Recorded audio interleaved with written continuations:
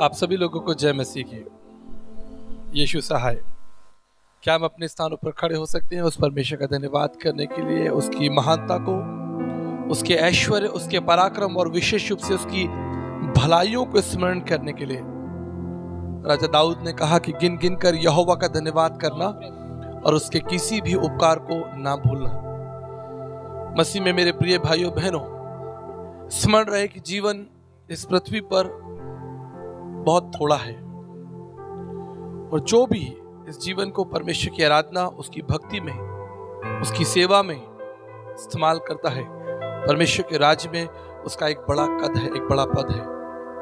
हम और आप इस संसार में सदा के लिए नहीं है, इस पृथ्वी पर सदा के लिए नहीं है, लेकिन यीशु मसीह ने कहा मैं जाता हूं और तुम्हारे लिए एक जगह तैयार करता हूं। आइए हम उस परमेश्वर का धन्यवाद करें और जो कुछ उसने आपके जीवन में भला किया है, जो भलाइयां आपने अपने जीवन में देखी हैं, उसके लिए परमेश्वर का धन्यवाद करें। आइए प्रार्थना में अपने सरों को झुकाएं, अपनी आंखों को बंद करें और यहोवा को स्मरण करें। जैसा राजा दाऊद कहता है, इस सारी पृथ्वी के लोगों यहोवा का जय जयकार करो, आनंद के साथ उसके निकट आओ, क्योंकि वही हमारा राजा है। उसने हमारी चिंता की है, उसने हमें बुलाया है, उसका तेज सारी पृथ्वी पर है, उसका वैभव सनातन से सनातन काल के लिए है। प्रभु परमेश्वर, मैं प्रार्थना करता हूं आपके पुत्र यीशु मसीह के नाम से पिता, यहां उपस्थित एक एक भाई, एक एक बहन को आप स्पर्श करना। प्रभु जी, अगर किसी का हृदय टूटा है, प्रभु जी आपकी शांति हम मांग लेते हैं। प्रभु जी, हम धन्यवाद करते हैं विश्वास योग्य लोगों के लिए, क्योंकि आपका वचन कहता है कि धर्मी जन विश्वास से जीवित रहेगा। प्रभु जी, हम धन्यवाद करते हैं कि आपने पृथ्वी पर हमको जीवन दिया है, बहुत सी सुख और सुविधाएं दी है प्रभु जी, जो शायद बहुतों के पास नहीं है। हम देख सकते हैं, हम चल सकते हैं, बोल सकते हैं। दाऊद कहता है गिन गिन कर उसका धन्यवाद करो। धन्यवाद प्रभु, सारी महिमा आपको देकर इस प्रार्थना को धन्यवाद और विश्वास के साथ आपके प्रिय पुत्र यीशु मसीह के नाम से मांगते हैं। सब कहें आमीन। अपने स्थानों पर बैठिए, परमेश्वर को महिमा देते हैं। ताली बजाकर परमेश्वर का स्वागत कीजिए। हालेलुया। मैं एक बार फिर से सारा आदर, सारी महिमा परमेश्वर को देता हूं, जो जीवन का और भलाइयों का स्रोत है और जो आपकी चिंता करता है। उसके पास आपके लिए एक सुंदर योजना है। इस समारोह की द्वितीय शाम है और मैं विश्वास करता हूं कि आज की शाम परमेश्वर आपसे बात करे, और विशेष रूप से जो इस शाम का, इस कार्यक्रम का संदर्भ है कि यीशु मसीह अच्छा चरवाहा है। मेरी प्रार्थना है और मेरा विश्वास है कि आप उस प्रभु यीशु मसीह को और निकटता से जाने, उसे पहचाने, ताकि आपके जीवन में वो जो रिक्त स्थान है, खाली स्थान है, वो भरा जाए और आप परमेश्वर के महान ऐश्वर्य और उसके प्रताप को देखें। मेरे प्रियो, मैं आपको बताना चाहता हूं, जब परमेश्वर ने संसार को बनाया, संसार में जो जो चीजें परमेश्वर ने बनाई, वो आपको स्मरण रख के आपके लिए बनाई, और अंत में परमेश्वर ने आपको बनाया। बाइबल कहती है कि वो परमेश्वर हमसे प्रेम करता है। हमने कल बीते शाम इस पर चर्चा की थी। वो परमेश्वर आपसे इसलिए प्रेम करता है क्योंकि आप परमेश्वर की समानता में हैं। इस संसार में बहुत से पशु पक्षी, जीव जंतु, रेंगने वाले, आकाश में उड़ने वाले पक्षी हैं, लेकिन किसी के पास परमेश्वर की समानता नहीं है। That is the only reason that you carry God's image। आप परमेश्वर की समानता में और परमेश्वर के लिए बनाए गए हैं। मेरी एक बात याद रखिएगा, संसार में जो कुछ बनाया गया वो आपके लिए बनाया गया, लेकिन आप परमेश्वर के लिए बनाए गए हैं। संसार में जो कुछ आप देखते हैं वो सब कुछ आपके लिए बनाया गया, लेकिन आप परमेश्वर के लिए बनाए गए हैं। आप परमेश्वर की सबसे सुंदर कृति है, सबसे सुंदर योजना है। इसलिए वो परमेश्वर प्रत्येक दिन आपको एक अवसर देगा, एक मौका देगा कि आप उस परमेश्वर को जानें। एक बड़ा सवाल मैं आपके सामने रखना चाहता हूं, परमेश्वर ने आपको क्यों बनाया? What is the ultimate reason that God created you? परमेश्वर ने आपको ये आकार, ये स्वरूप, ये रचना क्यों दी? आप जानते हैं, जैसा मैंने कल भी बताया था, कुछ नए लोग होंगे तो मैं इस बात को रिपीट करना चाहता हूं। आप अपने बच्चों से प्रेम करते हैं, आप अपने बच्चों की चिंता करते हैं, उसके पीछे एक ही कारण है, क्योंकि वो बच्चे आपकी समानता में हैं। जब आपके पड़ोसी, आपके रिश्तेदार, आपके पहचान वाले बच्चे लोग आपके बच्चों को देखेंगे, लोग कहेंगे कि ये तो बिल्कुल आपके समानता में है, ये तो आपके जैसा है। That gives you pride, that gives you honor। मुझे बड़ा अच्छा लगता है जब लोग कहते हैं कि आचार्य जी, आपकी बेटियां बिल्कुल आपकी तरह लगती हैं, इनकी बातचीत करने का तरीका देखिए, इनके उठने बैठने का तरीका देखिए, इनके खाने पीने का तरीका देखिए, ये बिल्कुल आपके ऊपर गई हैं। That really gives me a pride and honor। परमेश्वर ने आपको क्यों बनाया है? उस परमेश्वर ने अपने आप को आप में अपना प्रकट, एक प्रकाशमान, ताकि जब ये संसार आपको देखे, लोग आपको देखें, स्वर्गदूत आपको देखें,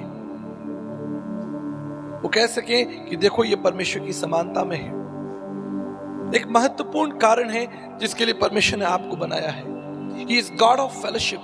वो संगति का परमेश्वर है। जब हम अच्छे चरवाहे, गुड शेपर्ड की बात कर रहे हैं, चरवाहा किराए के मजदूरों से अलग है। किराए के मजदूर थोड़ी देर सेवा करते हैं और चले जाते हैं, शाम का समय चले जाते हैं। मेरे घर में कुछ सर्वेंट्स हैं, कुछ हेल्पिंग हैंड्स हैं, वो लोग सवेरे आते हैं और शाम को 6 बजे 7 बजे अपने घर चले जाते हैं।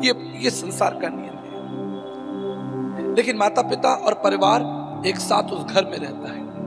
परमेश्वर के साथ जो आपकी संगति है वो किराए की संगति नहीं है। It's not for some time, on occasions. उसके साथ आपकी संगति सदा के लिए है। इसलिए परमेश्वर का वचन, पवित्र शास्त्र बाइबल हमें ये बताती है कि परमेश्वर जिसने आदम और हव्वा को बनाया है, वो परमेश्वर प्रत्येक दिन आदम और हव्वा के साथ संगति करने के लिए आता है। Every day. परमेश्वर का वचन, पवित्र शास्त्र बाइबल, उत्पत्ति उसके 3 अध्याय और 8 पद के अनुसार लिखा है कि सांझ के समय में यहोवा परमेश्वर आदम और हव्वा के साथ संगति करने आता है। मैं ये वचन आपके साथ साझा करना चाहता हूं। कई दिनों के बाद जब मैं अपने घर पहुंचता हूं, क्योंकि मेरी सेवाओं की यात्रा रहती है, मुझे कई देशों में, कई राज्यों में, शहरों में जाना होता है। जब सेवा यात्रा के बाद जब मैं घर पहुंचता हूं, मेरी दोनों बेटियां मेरे पास में आती हैं, मुझे गले लगाती हैं, मैं उन्हें प्रेम करता हूं और वो भी मुझे बहुत प्यार करती हैं। जब वो छोटी थी तो वो मेरे पॉकेट में हाथ डालकर मुझसे पूछा करती थी, आप मेरे लिए क्या लेकर आए हैं? That's a wonderful feeling. हमेशा मैं उनके लिए कुछ चीजें, चाहे खाने की हो या पहनने की हो, कुछ चीजें मैं उनके लिए लेकर जाया करता हूं। ये कई वर्षों से है। मैं विश्वास करता हूं कि अदन की वाटिका में जब परमेश्वर आदम और हव्वा के साथ संगति करता होगा और परमेश्वर उस आदम और हव्वा के साथ बातचीत करता होगा, ये कितना सुंदर चित्र होगा कि सृष्टिकर्ता परमेश्वर अपनी सृष्टि के साथ बातचीत कर रहा है, बैठा है और उनके साथ भविष्य को साझा कर रहा है। इस गॉड ऑफ फेलोशिप, बाइबल कहती है कि प्रत्येक शाम को यहोवा परमेश्वर, the God who created heavens and earth, वो परमेश्वर जिसने संसार को बनाया है, वो आदम और हव्वा के साथ संगति करने में रुचि रखता है। मेरे प्रियो, मैं आपको बताना चाहता हूं, आज भी वही परमेश्वर आपके साथ संगति करने में रुचि रखता है। ऐसा नहीं कि उस परमेश्वर ने आपको बनाया और बनाकर भूल गया, ऐसा नहीं। उसके मन की जो प्रथम इच्छा है वो ये है कि वो आपके साथ संगति करे। मुझे याद है जब मेरी उम्र लगभग 6-7 साल रही होगी, कलकत्ता के बड़े बाजार में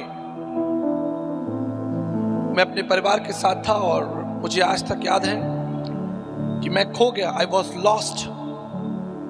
बड़ी भीड़ थी बाजार में, बहुत भीड़ थी, एंड आई वॉज लॉस्ट। मैं खो गया।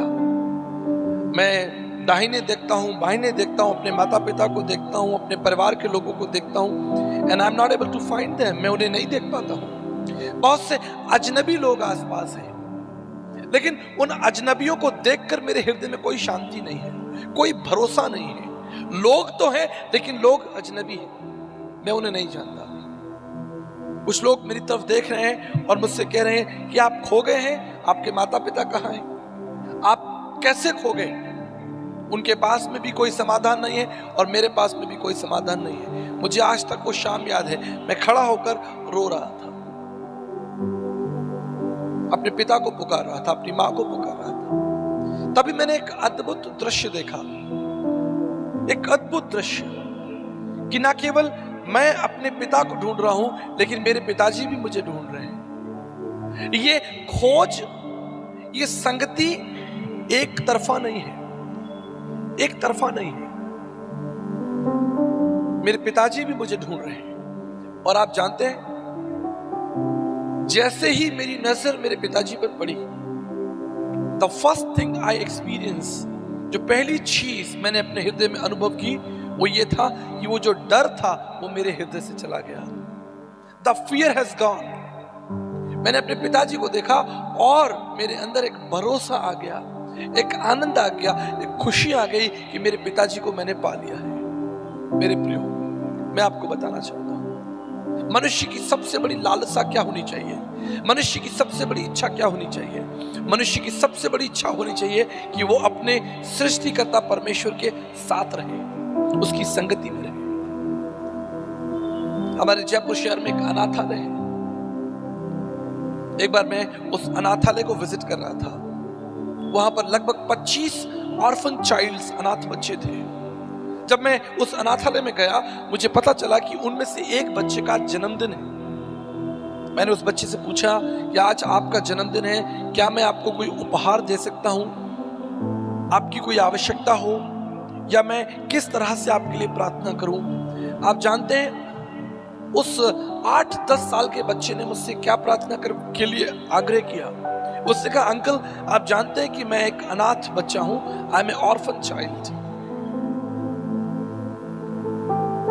मेरे दिल की केवल एक ही इच्छा है, ओनली वन डिजायर। मेरे पास यहाँ खाने को है, पहनने को है, फल है, मिठाइयां हैं, उपहार है, ये सब चीजें मेरे आसपास हैं। पर एक चीज जो मेरे पास नहीं है वो है मेरे पिता का प्रेम, मेरी माँ का स्पर्श। मेरे लिए प्रार्थना कीजिए कि जिंदगी के किसी मोड़ पर मेरी मुलाकात मेरे माता पिता से हो, मैं जान सकूं कि मेरे माता पिता कौन है। मेरे प्रियो, मैं आपको बताना चाहता हूं, मनुष्य के जीवन का अर्थ उसके सृष्टिकर्ता से आरंभ होता है। आप कल्पना करके देखिए, एक सुबह जब आप उठे और आप अपने आप को पाएं कि आप किसी अजनबी स्थान पर हैं, लोग आपको वहां नहीं जानते, what will be your identity? आपकी पहचान क्या होगी? आपकी पहचान तब आरंभ होती है जब आप एक परिवार में जन्म लेते हैं, आपके माता पिता होते हैं, आपके पिता का नाम आपके नाम से जोड़ा जाता है, आपकी माँ आपके सर पर हाथ रखती है, आपको गले लगाती है, आपको भोजन देती है, तब आपके जीवन में शांति और सुरक्षा होती है, क्योंकि आप अपने सृष्टिकर्ता, अपने माता पिता को जानते हैं। मनुष्य की सबसे बड़ी आवश्यकता क्या है? What is the greatest need of human being? Not the money.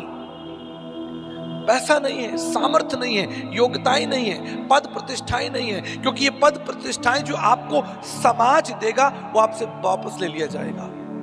जो कुछ संसार आपको देगा आपसे वापस ले लिया जाएगा। अभी आप जवान हैं, आप किसी संस्था में काम करते हैं, बैंक में काम करते हैं, रेलवे में काम करते हैं, आप मेडिकल डिपार्टमेंट में काम करते हैं, लेकिन जीवन में एक मोड़ आएगा, जीवन में एक मोड़ आएगा, उन संस्थाओं के दरवाजे आपके लिए बंद हो जाएंगे, लोग आपको रिटायर कर देंगे, लोग कहेंगे अब कल से हमें आपकी आवश्यकता नहीं है, from tomorrow we do not need you, आप जा सकते हैं, आपका काम खत्म हो गया। संसार आपका इस्तेमाल करेगा और आपको छोड़ देगा, संसार आपको पहचान नहीं देगा, संसार आपकी प्रशंसा सदा के लिए नहीं करेगा, संसार के साथ आपका रिश्ता सदा के लिए नहीं है, लेकिन सृष्टिकर्ता परमेश्वर के साथ आपका रिश्ता सदा के लिए है, क्योंकि उसने आपको जीवन का दान दिया है। He created you, वो आपके उद्देश्य को, आपके लक्ष्य को जानता है, आपके जीवन के अर्थ को जानता है। उसका प्रेम पवित्र और सच्चा है। इसलिए यीशु मसीह ने कहा, मैं अच्छा चरवाहा हूं क्योंकि मुझे तुम्हारा ध्यान है। I take care of you. मुझे आज तक अपने जीवन की एक घटना याद है, जब मैंने अपनी इंजीनियरिंग कंप्लीट की और मैं दिल्ली जॉब के लिए गया। मेरे पिताजी के एक दूर के रिश्तेदार थे, जिनके घर पर मैं जाकर रुका और लगभग 1 महीना मुझे उनके घर पर रहना था। और जब चीज़ें अच्छी बेहतर हो जाती तो मैं अपने लिए कोई अपार्टमेंट या घर किराए पे ले लेता। 1 महीने का समय मेरे सामने था और मैं अपने पिताजी के दूर के रिश्तेदार के घर में रह रहा था। अभी तीसरा दिन था। It was only third day. उस परिवार की जो स्त्री थी, जो दूर की मेरी दादी जी लगती थी, दूर रिश्तेदार की दादी जी लगती थी, उन्होंने मेरे टेबल पर नाश्ता रखा। आप जानते हैं, उन्होंने मेरे लिए गिन कर 2 पराठे रखे। मैंने उन पराठों को देखा, झटपट खा लिया। मैं एक जवान व्यक्ति था और उन्होंने मुझसे कहा कि तुम्हारे लिए 2 पराठे हैं, अर्थात तीसरे पराठे की कोई गुंजाइश नहीं है, तीसरी रोटी की कोई गुंजाइश नहीं, 2 रोटियां तुम्हारे लिए मैंने बना दी हैं। मुझे अपनी माँ याद आने लगी, क्योंकि मेरी माँ ने मुझे जब जब भोजन दिया कभी गिना नहीं। और मैं बताना चाहता हूं कि मैं जब जवान था मैं 6 से 7 पराठे खा जाया करता था। Now I'm thinking, I'm sitting, मैं अपने स्थान पर बैठ के सोच रहा हूं कि काश मेरी माँ होती तो मुझे भरपेट भोजन देती। मैं रात को थका हुआ आता और फ्रिज में ठंडा खाना रखा जिसे मुझे खुद गर्म करके खाना है। मुझे इसकी आदत नहीं थी, क्योंकि मेरी उम्र बहुत कम थी उस समय, 17 या 18 साल की उम्र थी, 19 साल की उम्र थी। मैं अपनी माँ के बारे में सोच रहा था, अपने पिता के बारे में सोच रहा था, अपने घर के बारे में सोच रहा था, जहां मुझे एक वास्तविक प्रेम मिलता है, एक सच्चा प्रेम मिलता है, एक आनंद मिलती है, एक सुरक्षा मिलती है।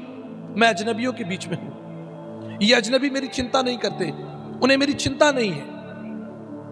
मैं आपको बताना चाहता हूं, 1 महीने का कमिटमेंट हुआ था, मैं 7 दिन में वहां से भाग लिया। 7 दिन में वहां से भाग लिया, क्योंकि अजनबियों के बीच आप ज्यादा दिन तक नहीं रुक सकते। मेरे प्रियो, मैं आपको बताना चाहता हूं, आपकी सच्चा आनंद, सच्ची खुशी परमेश्वर के साथ है। Until and unless you know the God who created you, आपके मन में शांति नहीं होगी तब तक, जब तक आप अपने सृष्टिकर्ता परमेश्वर को ना पहचान लें। वो छोटा बच्चा कितनी सुंदर प्रार्थना निवेदन मेरे सामने रखता है, कहता है कि अंकल मेरे लिए प्रार्थना करो कि जीवन के किसी मोड़ पर मैं अपने सृष्टिकर्ता, अपने माता पिता को देख सकूं, उन्हें जान पाऊं। लगभग 6 महीने पहले मैं जयपुर से बैंगलोर फ्लाइट में था। मेरे बगल में एक जवान लड़का बैठा था और हम मार्ग में एक दूसरे से बात करने लगे। मैंने पूछा, आप कहाँ के रहने वाले? उसने कहा, मैं हरिद्वार शहर का रहने वाला हूँ, उत्तराखंड में एक जगह हरिद्वार। मैंने उससे पूछा, आप क्या करते हैं, आपके माता पिता, आपका परिवार? उसकी कहानी सुनकर मुझे बड़ा दुख हुआ। आगे चलकर मैं आपको कहानी बताना चाहता हूँ। उसने कहा कि मेरी माँ, जब मैं छोटा था, मेरी उम्र 3 साल थी, वो घर छोड़कर चली गई। मुझे नहीं मालूम कारण क्या था, बस मुझे इतना मालूम है कि जब मेरी उम्र 3 साल की थी, मेरी माता मुझे छोड़कर चली गई। मेरे पिताजी का एक रोड एक्सीडेंट में देहांत हो गया। मेरे बूढ़े नाना नानी, जिन्होंने मुझे थोड़े समय तक पाला, उसके बाद उनका भी देहांत हो गया। और 11 साल की उम्र में मेरा जीवन में कोई परिवार या कोई भी माता पिता या रिश्तेदार, दूर दूर तक कोई नहीं था। मैं एक मंदिर के अंदर पला बड़ा हूँ। कोई पंडित जी थे, उनके पास में एक जगह थी, उस बच्चे को रहने के लिए, खाने के लिए स्थान दे दिया। वो छोटा बच्चा था, उस समय 11 साल का था, छोटे मोटे काम कर देता हो, उसे रहने के लिए स्थान मिल गया। समय बीतता गया, उस बच्चे ने अच्छी पढ़ाई की और आज वो एक बड़ी कंपनी में बैंगलोर में जॉब करता है। उसके पास अच्छा धन है, उसने बैंगलोर में एक अच्छा फ्लैट भी खरीद रखा है। तब मैंने उससे पूछा, क्या अब आप खुश हैं? क्योंकि अब आपके पास एक बेहतर नौकरी है, आप जवान हो, आपके पास भविष्य की सुरक्षा है, अब तो आपने एक नया फ्लैट भी खरीद लिया है और एक अच्छी गाड़ी भी खरीद ली है। उसने अपने फ्लैट और अपनी गाड़ी की फोटोग्राफ मुझे दिखाई। मैंने पूछा, क्या अब आप खुश हैं? Are you happy now that your life, your future is secure with nice home and nice car? उससे क्या नहीं। प्रत्येक रात को मेरे हृदय के अंदर एक बेचैनी होती है। प्रत्येक रात को मेरे हृदय के अंदर एक बेचैनी होती है, एक तड़प होती है, एक प्यास होती है, एक निराशा होती है। कभी कभी मैं सोचता हूं कि मैं अपने जीवन का अंत कर लूं, क्योंकि मैं अकेला हूं। I am alone in this world. मेरा कोई रिश्तेदार नहीं है। There is no blood relationship. कोई माता पिता, कोई भाई, कोई बंधु, कोई मित्र, कुछ नहीं। आई एम अलोन। मैं सिर्फ एक मशीन के समान काम कर रहा हूं, जीवन को जी रहा हूं, प्रत्येक रात मेरा आंसुओं में जाता है। मैंने उसके लिए प्रार्थना की और प्रभु यीशु मसीह का संदेश उसको दिया और उसको परमेश्वर की एक किताब, एक पुस्तक जो मेरी पुस्तक है वो दी। और मैं धन्यवाद कर रहा हूं कि आज वो जवान लड़का परमेश्वर को जान रहा है और परमेश्वर के बारे में पढ़ रहा है। मैंने कहा आप अकेले नहीं हैं, आप अकेले नहीं हैं, जगत का सृजनहार परमेश्वर आपके साथ है। The God who created heavens and earth, इस जगत को बनाने वाला प्रभु आपके साथ है। यीशु मसीह आपके साथ है, वो जीवित और विश्वास योग्य। तुम उससे प्रार्थना करो और वो तुम्हें शांति देगा। मेरे प्रियो, आज ना जाने कितने लाखों लोग अकेले हैं, कितने लाखों लोग टूटे हैं, निराशा और अंधकार में जीवन जी रहे हैं। बाइबल कहती है एक रात वो तारा चमका, बुद्धिमान लोगों ने उस तारे को देखा और उसके पीछे पीछे गए। आप जानते हैं उस तारे ने उन बुद्धिमान लोगों को कहां पहुंचा दिया? उस तारे ने उन बुद्धिमान लोगों को जगत के सृष्टिकर्ता के पास पहुंचा दिया। हालेलुया। सृजनहार परमेश्वर के कदमों में वो विद्वान लोग सृजनहार परमेश्वर के कदमों में झुककर उसे दंडवत करने लगे। उन्हें चैन आ गया, उन्हें आराम आ गया। आज भी इस संसार की जो सबसे बड़ी आशा है वो प्रभु यीशु मसीह है। The biggest need of the human race, इस पूरी पृथ्वी में अगर मनुष्य की कोई सबसे बड़ी आवश्यकता है वो है परमेश्वर का पुत्र प्रभु यीशु मसीह, जिसने कहा कि मैं तुमसे प्रेम करता हूं, I am a good shepherd. मैं आपको इस प्रभु के बारे में बताना चाहता हूं, मैं आपको इस प्रभु के बारे में विस्तार से बताना चाहता हूं। प्रभु यीशु मसीह कोई संत, कोई महात्मा, कोई गुरु, कोई पीर पैगंबर नहीं है, कोई ज्ञानी, कोई तत्वदर्शी नहीं है। He is not a philosopher और मोटिवेशनल स्पीकर। हमारा प्रभु यीशु मसीह कोई सामान्य व्यक्ति नहीं है, कोई साधारण व्यक्ति नहीं है, कोई राजनेता नहीं है, कोई अभिनेता नहीं है, कोई तत्वदर्शी, कोई महागुरु नहीं है। आप जानते हैं प्रभु यीशु मसीह कौन है? He is God of this heavens and earth। इस संसार को बनाने वाला परमेश्वर है। परमेश्वर का वचन कहता है आदि में वचन था, वचन परमेश्वर के साथ था और ये वचन इस संसार में देहधारी हुआ, एक शरीर रूप लेकर इस संसार में सृष्टिकर्ता परमेश्वर आ गया। मेरे प्रियो, आज इस यीशु मसीह को हम जानेंगे जिसने कहा मैं अच्छा चरवाहा हूं। इतिहास में एक वैज्ञानिक हुए जिनका नाम है नील आर्मस्ट्रॉन्ग। हम में से हर एक व्यक्ति ने नील आर्मस्ट्रॉन्ग के बारे में सुना है। The first man ever who walked on the moon, इस संसार का पहला व्यक्ति जो चांद पर चला, नील आर्मस्ट्रॉन्ग। जब वो चांद की यात्रा करके पृथ्वी पर वापस आया, हमारे केस में क्या है, हम लोग पृथ्वी पर बैठे हैं और चांद को देख रहे हैं। पर कितना अद्भुत नजारा था नील आर्मस्ट्रॉन्ग के लिए कि वो चांद पर बैठा है और पृथ्वी को देख रहा है। जब वो वापस आया, पूरी दुनिया में हड़कंप मचा। एक व्यक्ति जो चांद पर चलकर आया है। What a glorious movement. इतिहास में कितना बड़ा दिन है कि एक व्यक्ति चांद पर चलकर वापस आया है। हजारों लाखों लोग उसे देखना चाहते थे, उससे मिलना चाहते थे, उसके साथ फोटो खिंचाना चाहते थे, उसका ऑटोग्राफ चाहते थे, उससे बात करना चाहते थे, उसके चांद पर चलने का अनुभव जानना चाहते थे। हजारों की भीड़ लग गई नील आर्मस्ट्रॉन्ग को देखने के लिए। पूरी दुनिया से लोग नील आर्मस्ट्रॉन्ग को देखने के लिए आए। एक बड़ी सभा रखी गई, एक बड़ी सभा रखी गई।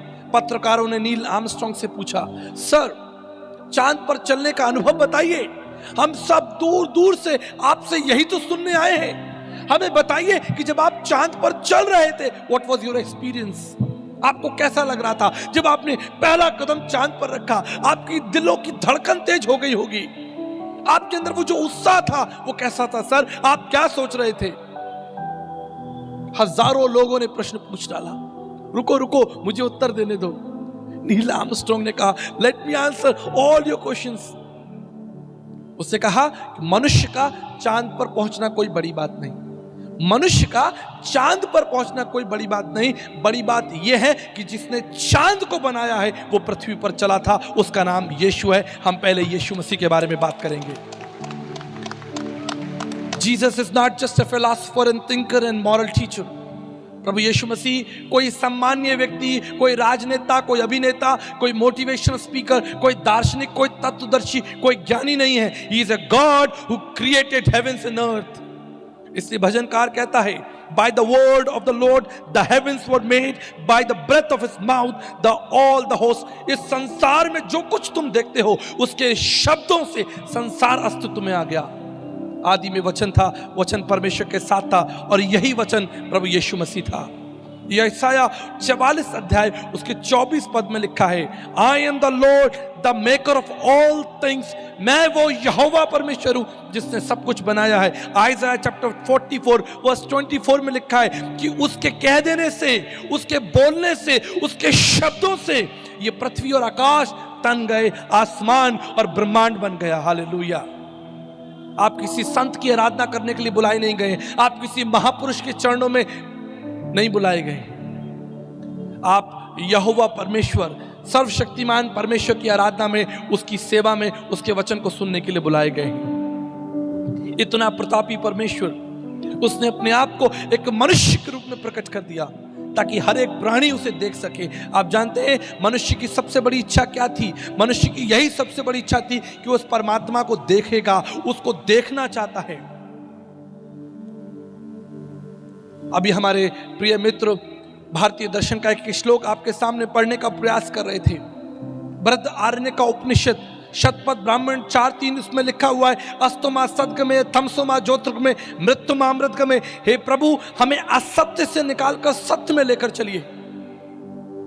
तमसोमा ज्योतिर्गमे अर्थात तमस माने अंधकार, अंधकार से निकालकर ज्योति अर्थात प्रकाश में ले चलिए। मृत्युमा अमृतगमे, हमें मृत्यु से निकालकर शाश्वत जीवन में लेकर चलिए। यह हमारे भारतीय ऋषियों की प्रार्थना थी। जब सब कुछ है तो असत्य कहां है? जब प्रकाश है तो प्रकाश के लिए हम क्यों प्रार्थना कर रहे हैं? लेकिन भारतीय ऋषि जानते थे कि अभी सत्य का उदय नहीं हुआ है। आदि शंकराचार्य जी ने कहा, नैति नैति केनापि जानम, अभी हमें उसका दर्शन नहीं हुआ। एक समय होगा जब हम परम सत्य का दर्शन करेंगे। मेरे प्रियो, वो परमेश्वर जो अज्ञात, अगोचर, अदृष्टा था, स्वामी विवेकानंद जी कहते हैं, स्वामी विवेकानंद साहित्य सर्वस्वम वॉल्यूम 4, 7, 9 और 10 प्रथम पद पर लिखा हुआ है, परमेश्वर अज्ञात और अगोचर है, जो आंखों से नहीं दिखता, अदृष्टा, जिसे आंखें देख नहीं सकती। आगे लिखते हैं, उस परमेश्वर को जानने का केवल एक ही तरीका है। वो परमेश्वर जो अदृश्य है, अज्ञात, अगोचर है, उस परमेश्वर को जानने का केवल एक ही तरीका है, परमेश्वर के पुत्र प्रभु यीशु मसीह के द्वारा हम उस परमेश्वर को जान सकते हैं। स्वामी विवेकानंद जी ने कहा, doctor Sarvepalli Radhakrishnan ji the idealistic view of his life नामक पुस्तक में वो कहते हैं कि जब एक नदी पहाड़ से चलती है, माउंटेन से चलती, ऊंचाई से चलती है, वो नदी पवित्र होती है, उसका जल पीने योग्य होता है। लेकिन जब वो नदी की धारा बहते बहते समाज में आती है, किसी गांव से निकलती है, किसी शहर से निकलती है, लोग उसे दूषित करते हैं, उसे मैला करते हैं, उसमें गंदे कपड़े धोते हैं, उसमें अपनी भैंस धोते हैं, उसमें नहाते, उस नदी को गंदा करते हैं। इसलिए डॉक्टर सर्वपल्ली राधाकृष्णन जी कहते हैं, पुस्तक हिंदू दर्शन उसका 4था अध्याय, वो कहते हैं कि अगर तुम परमेश्वर को जानना चाहते हो, if you want to know the God, अगर तुम्हें उस परमेश्वर का साक्षात्कार करना है, उस पहाड़ पर जाओ जहां पर यीशु मसीह ने कहा, sermon of the mount, sermon of the mount, उस पहाड़ पर जाओ। संसार क्या कह रहा है, टीवी क्या कह रहा है, अखबार यीशु मसीह के बारे में क्या छाप रहे हैं, संसार के लोग यीशु मसीह के बारे में क्या कह रहे हैं, वो मत सुनो। अगर तुम्हें उस प्रभु यीशु मसीह के बारे में सुनना है तो बाइबल लेकर उस पहाड़ पर जाओ, वहां पर बैठकर पढ़ो, ऊंचाई पर जाओ, अकेले इस बाइबल का अध्ययन करो, तब तुम उस परमेश्वर का परिचय प्राप्त करोगे। आगे वो कहते हैं कि संसार का ज्ञान तो शास्त्रों में लिखा है, ज्ञान तो तुम्हें शास्त्रों में मिल जाएगा। Doctor Sarvepalli Radhakrishnan the idealistic view of his life पुस्तक में कहते हैं, ज्ञान तो तुम्हें किताबों में मिल जाएगा, लेकिन जीवन तुम्हें यीशु मसीह के पास में मिलेगा। हालेलुया। यीशु कोई संत महात्मा नहीं है, कोई गुरु पीर पैगंबर नहीं है, ज्ञानी नहीं है, वो कोई बाबा नहीं है। सनातन काल से सनातन काल का अगम्य सत्य है, जिसने अपने आप को एक देह के रूप में प्रकट कर दिया, एक मनुष्य के रूप में प्रकट कर दिया। और उसकी इच्छा क्या है, व्हाट इज डिजायर, उसने अपने आप को आप पर क्यों प्रकट किया, एक मानव देह क्यों प्रकट किया, उसने संसार में एक मनुष्य रूप क्यों धारण किया, ताकि आप उसे देख सकें, आप उसे पहचान सकें, जो मनुष्य की सबसे बड़ी इच्छा थी। सबसे बड़ी इच्छा थी, मनुष्य परमेश्वर को ढूंढ रहा था, आज भी ढूंढ रहे, आज भी ढूंढ रहे लोग उस परमात्मा को। आदरणीय संत तुलसीदास जी ने कहा, जाऊं कहां तज चरण तुम्हारे, काको नाम पतित पावन कहियति दीन प्यारे, देव धनुज मुनि नाग मनुज सब माया विवश विचारे, जाऊं कहां तज चरण तुम्हारे।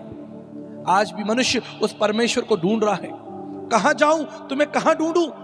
देवता, देव धनुज मुनि नाग मनुज सब माया विवश विचारे, देवता संत सन्यासी गुरु पीर पैगंबर सब पाप के अधीन है। हमें परमेश्वर कहां मिलेगा, हमें परमेश्वर का परिचय कौन कराएगा, परमेश्वर के बारे में हमें कौन बताएगा। मेरे प्रियो, मैं आपको एक उदाहरण देता हूं। मैं आपके सामने खड़ा हूं, बहुत दूर से आपसे बात करने के लिए आया हूं, लेकिन इससे पहले जब संदेश आरंभ हुआ, इस स्थान पर मेरा परिचय पढ़ा गया। आप जानते हैं प्रिय भाई, जिन्होंने मेरा परिचय पढ़ा वो मेरे बारे में नहीं जानते, उन्हें परिचय, मेरा परिचय मैंने दिया है। जब तक मैं अपना परिचय आपको ना दूं, आप नहीं जान पाएंगे कि मैं कौन हूं। जब तक मैं ना बताऊं मेरी इच्छा, मेरी योजना है, मुझे कौन सा रंग पसंद है, मुझे कौन सा भोजन पसंद है, मैंने किस कॉलेज में पढ़ाई की है, किस स्थान में मेरा जन्म हुआ है, कहाँ मेरा पालन पोषण हुआ, मेरे माता पिता, मेरे बच्चों, जब तक मैं अपना मुंह ना खोलूं आप मेरे बारे में नहीं जान सकते। जब तक आपको बताया ना जाए परमेश्वर का परिचय कौन देगा। संत तुलसीदास जी ने कहा, तुलसी याजक आय के कौन भयो समर्थ, इस संसार में कौन ऐसा व्यक्ति हुआ जो परमेश्वर का परिचय देगा। कौन उस परमेश्वर का परिचय देगा, कोई नहीं उस परमेश्वर का परिचय दे सकता जब तक वो परमेश्वर अपना परिचय स्वयं ना दे। इसलिए वो इस संसार में मनुष्य बनकर उतर आया, हालेलुया, ताकि संपूर्ण जगत के लोग, भाषा भाषा के लोग उस परमेश्वर का दर्शन कर सके, उस परमेश्वर का दर्शन कर सके। यीशु मसीह ईसाइयों का भी भगवान नहीं है, मेरी बात ध्यान से सुन लीजिएगा, लिसन इट वेरी केयरफुली। कई बार हम ईसाई लोग, क्रिश्चियन लोग ये दावा करते कि हमारा वो जगत का प्रभु है, जगत का सृजनहार परमेश्वर है। कोई भी कौम उस पर दावा नहीं कर सकती कि वो हमारा प्रभु है। बाइबल कहती है, जितनों ने उसकी ओर दृष्टि की उन्होंने जीवन पाया, हालेलुया। क्या अंग्रेजों ने ठेकेदारी कर ली यीशु मसीह की? क्या अंग्रेजों ने ठेकेदारी कर ली? बाइबल कहती है वो तो यहूदी था, यहूदी लोग उसे नहीं पहचान पाए, लेकिन लिखा है जितनों ने उसे पहचाना परमेश्वर ने उन्हें परमेश्वर की संतान होने का अधिकार दिया। उसका संदेश पूरे विश्व के लिए है। वो संसार में इसलिए नहीं आया कि आपको ईसाई बना दे। आप जानते हैं उस यीशु मसीह ने सिर्फ एक बात कही है, उसने कहा मैं पवित्र हूं, तुम पवित्र बनो, हालेलुया। पूरी बाइबल में कहीं प्रभु ने नहीं कहा कि मैं ईसाई हूं और तुम भी ईसाई बनो। उसने कहा मैं दयावंत हूं, तुम दयावंत बनो, मैं पवित्र हूं, तुम पवित्र बनो। आप जानते क्यों? क्योंकि वो इस पृथ्वी का नहीं है, वो स्वर्ग से आया है। मेरे प्रियो, मैं किसी संत, किसी गुरु, किसी महात्मा की बात नहीं कर रहा, मैं सृजनहार परमेश्वर की बात कर रहा हूं। वो परमेश्वर जिसने अपने आप को समस्त मानव जाति के ऊपर प्रकट कर दिया और इतना प्रेम हमसे किया कि उसने मृत्यु, भयानक मृत्यु को भी हमारे लिए चख लिया। मेरे प्रियो, मैं आपको बताना चाहता हूं, भारतीय दर्शन की एक अमूल्य प्रार्थना है। जिस तरह हमारे मसीह दर्शन के अंदर प्रभु की प्रार्थना है, लॉर्ड्स प्रेयर है, ये हमारे पिता तू जो स्वर्ग में तेरा नाम पवित्र माना जाए, ठीक इसी तरह भारतीय दर्शन के अंदर भारतीय लोगों की एक प्रार्थना है, पापम पापात्मा पाप कर्मा पाप संबा त्रहिमाम त्रहिमम पुण्रक्षाम सर्व पाप हरे हरे। हे प्रभु, हमारा जन्म पाप में हुआ है, हम पाप कर रहे हैं, हमें पाप से बचा लीजिए। त्राहिमाम त्राहिमाम पुण्रक्षाम सर्व पाप हरे हरे। केवल परमेश्वर हमारे पापों से हमें बचा सकता है। संत तुलसीदास जी ने कहा, तुलसी याजक आय के कौन भयो समर्थ, काम क्रोध मद लोभ की जब लग मन में खान, तब लग पंडित मूर्खो तुलसी एक समान। जब हमारे जीवन के अंदर क्रोध है, लोभ है, ईर्ष्या है, तो बहुत सी किताबें भी हम पढ़ लें, हमारा उद्धार नहीं हो सकता। मीन सदा जल में रहे, धोए बास ना जाए। एक मछली जीवन भर पानी में रहती है, पानी उसकी बदबू नहीं मिटा सकता, तो तुम्हारे अधर्म क्या मिटाएगा? आपको एक स्वर्गीय सहायता की आवश्यकता है, पृथ्वी की नहीं, स्वर्गीय सहायता। इसलिए यीशु मसीह ने कहा कि मैं इस संसार का नहीं हूं, मैं स्वर्ग से आया हूं। हालेलुया। हाथ उठाकर उसका धन्यवाद कीजिए, ताली बजाकर उसका धन्यवाद कीजिए, जो स्वर्ग से हमारे लिए आया।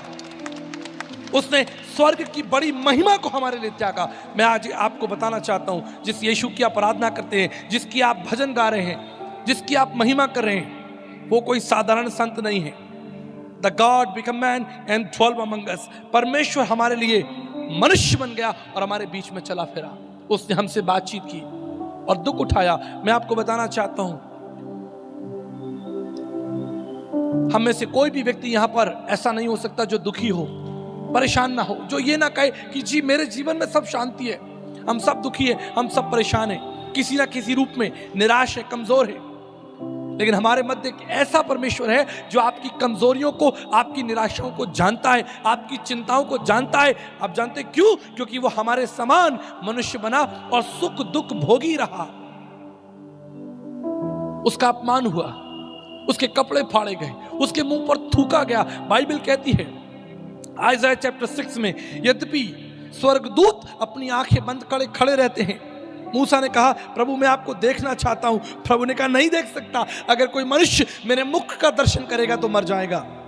सारा स्वर्गदूत अपनी आंखों को बंद किए हुए हैं। राजा सुलेमान कहते हैं प्रभु जी मंदिर तैयार है, से ग्रहण कीजिए। प्रभु का तेज इतना भयानक उतरता है कि याजक वहां से भाग जाते हैं। इतना प्रतापी परमेश्वर, द माइटी गॉड, जिसकी उपस्थिति से स्वर्गदूत कांप जाए, उसके शब्द से ब्रह्मांड कांपता है, वो हमारे लिए संसार में मनुष्य बनकर आया। और बाइबल कहती है उसने मेरे और आपके लिए दुख उठाया, उसके मुंह पर थूका गया। मैं आपसे पूछना चाहता हूं, अगर आज आपके मुंह पर कोई थूक दे, जस्ट इमेजिन, अगर कोई आपके मुंह पर थूक दे, what will be your response? आपकी प्रतिक्रिया क्या होगी? मुझे लगता है कि आप उस व्यक्ति के कपड़े फाड़ देंगे। अगर आसपास कोई पत्थर होगा, आप पत्थर से उसका सर फोड़ देंगे। यह एक मानवीय प्रतिक्रिया होगी। हम तो मनुष्य हैं, इस मिट्टी के बनाए गए साधारण मनुष्य। हमारी कोई बड़ी पहचान नहीं है। पहचान तो हम ढोंग करते हैं कि हम कुछ हैं। पहचान तो उस यहोवा परमेश्वर की थी जिसके सामने स्वर्गदूत नतमस्तक खड़े गए। उसके मुंह पर थूक दिया गया, लेकिन उसने उस अपमान को भी हमारे लिए सह लिया, उस दुख को भी सह लिया, उस पीड़ा को भी सह लिया। उसे घायल किया गया, उसकी चमड़ी उधेड़ दी गई, उसके बाल उखाड़े गए, उसकी दाढ़ी नोची गई, उसके सर पर सरकंडे मारे गए, उसे लहूलुहान किया, अपमानित किया, नंगा करके उसे क्रूस पर चढ़ा दिया। लेकिन उसने सह लिया। आप जानते क्यों? क्योंकि वो एक अच्छा चरवाहा है। He is a good shepherd. उसे पता है कि उसकी भेड़ों की आवश्यकता क्या है। उसे पता है कि ये जरूरी है, क्योंकि जब मैं मृत्यु को चखूंगा इन्हें जीवन मिलेगा। When I will taste death, they will get life। मेरी मृत्यु इनके लिए जीवन बन जाएगी। सारी मानव जाति के लिए उसने मृत्यु को, बलिदान को चख लिया। मेरे प्रियो, इतनी वेदना, इतनी तकलीफ कोई हमारे लिए नहीं सह सकता। अगर वो सृष्टिकर्ता ना होता तो वो इस वेदना को कभी नहीं सहता। अगर वो हमारा सृजनहार ना होता तो वो इस अपमान को कभी नहीं सहता, इस दुख को कभी नहीं सहता। क्योंकि वो सृजनहार था, उसने अपना सारा रक्त हमारे लिए बहा दिया। मुझे एक कहानी याद आती है जो मेरे जीवन की सच्ची कहानी है। एक बार मेरे एक मित्र ने मुझे फोन किया। उसने कहा कि आचार्य जी मेरी बेटी को डेंगू हो गया है और मुझे पता है कि आपका बी पॉजिटिव ब्लड ग्रुप है, क्या आप मेरी बेटी को रक्त देंगे?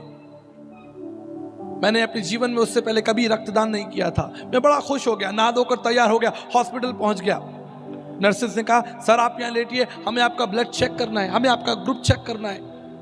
मैं बड़ा खुश था क्योंकि मैं अपने जीवन में एक बड़ा काम करने आया हूं, रक्त देने के लिए आया हूं। जब मैं वहां पर बेड पर लेट गया, एक नर्स आई और उसने रक्त लगाने के लिए, मेरे निकालने के लिए उसने वो सब कुछ सिस्टम लगा दिया। थोड़ी देर में मैं देख रहा हूं कि मेरा रक्त मेरे शरीर से निकलकर उस बोतल के अंदर इकट्ठा हो रहा है। जब वो बोतल धीरे धीरे भर रही है तो मैं नर्स से कह रहा हूं बस कीजिए, थोड़ा मेरे अंदर भी रहने दीजिए। अरे भाई थोड़ा रक्त मेरे अंदर भी तो रहने दीजिए। उसने कहा सर अभी तो एक बोतल है, ऐसी मैं 2 बोतल निकालने वाली हूं। मैंने कहा अरे भाई यहां से जल्दी भागो। मैंने कहा मुझे रक्तदान नहीं करना, जितना दे दिया बस काफी है। जब मैं बाहर आया मैं संकोच करने लगा कि मैं केवल 1 बोतल रक्तदान कर सका, लेकिन हमारे प्रभु यीशु मसीह ने अपने खून की आखिरी बूंद तक हमारे लिए बहा दिया। हालेलुया। आप जानते हैं क्यों? इसके पीछे एक छोटा कारण है, क्योंकि बच्ची मेरी बच्ची नहीं थी, मैं उसका सृजनहार नहीं था। I was not the father. मैं आज कल्पना करता हूं कि अगर आज मेरी बेटी को मेरे रक्त की आवश्यकता होगी तो मैं अपने शरीर के एक रक्त उस बेटी के लिए बहा दूंगा, क्योंकि वो मेरी बेटी है। She is blood of my blood, flash of my flash. उस परमेश्वर ने मेरे और आपके लिए, सब लोगों के लिए रक्तदान कर दिया, उस लहू को बहा दिया। जानते क्यों? इसलिए नहीं कि आप बहुत अच्छे थे, आप धनवान हो, बड़े ज्ञानी हो, आपका बचना जरूरी है, आपका जीवित रहना जरूरी है, इसलिए नहीं कि आप बड़े शानदार व्यक्ति हो। हम सब जानते हैं, हम सब झूठे और बेईमान लोग हैं, मक्कार लोग हैं, छली लोग हैं, बुरे कामों को करने वाले, संसार में लोगों को दुख देने वाले, दूसरों का अपमान करने वाले, दूसरों का मजाक उड़ाने वाले।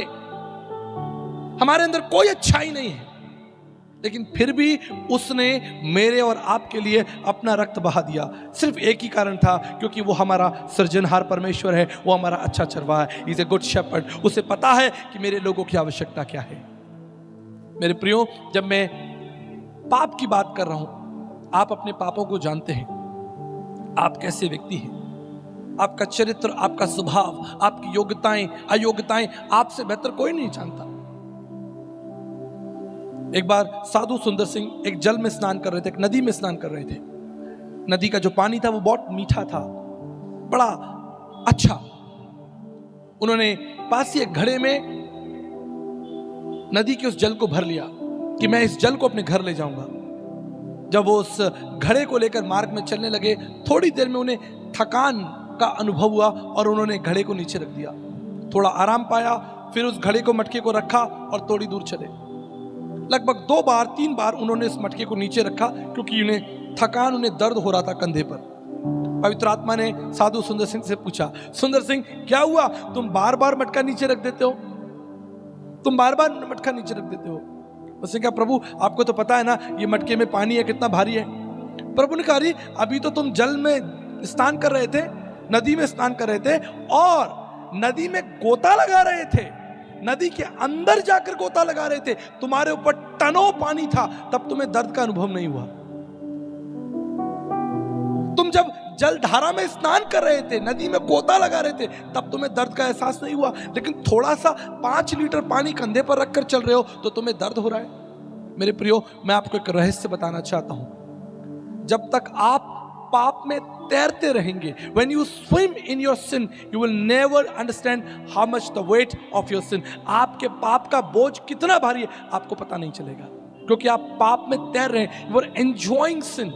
लेकिन वही पाप अगर प्रभु यीशु मसीह के रूप एक पात्र में इकट्ठा कर दिए जाएं, मैं आपको बताना चाहता हूं, आप अपने ही पाप का बोझ, वो मटका नहीं उठा सकते, अपने ही पाप का बोझ नहीं उठा सकते। और उसने सारी मानव जाति के पाप को, सारी मानव जाति की मूर्खता को अपने कंधे पर उठाया। क्रूस क्या था? क्रूस क्या था? क्रूस उसके महान प्रेम का चिन्ह था, महान बलिदान का चिन्ह था। उसने कहा कि अपना बोझ मुझ पर डाल दो, मुझे तुम्हारा ध्यान है। ये संसार के थके हुए लोगों, मेरे पास आओ, मैं अच्छा चरवाहा हूं, तुम मुझ पर भरोसा करो, मैं तुम्हारा बोझ उठाऊंगा, मैं तुम्हें हरी चराइयों में ले जाऊंगा, मैं तुम्हें जीवन के जल के पास ले जाऊंगा। कितना सुंदर और सरल उदाहरण उसने दिया। उसने कहा कि मैं चरवाहा हूं और तुम परमेश्वर की भेड़ें हो, फॉलो मी, मेरे पीछे आओ, मैं तुम्हें जीवन का मुकुट दूंगा।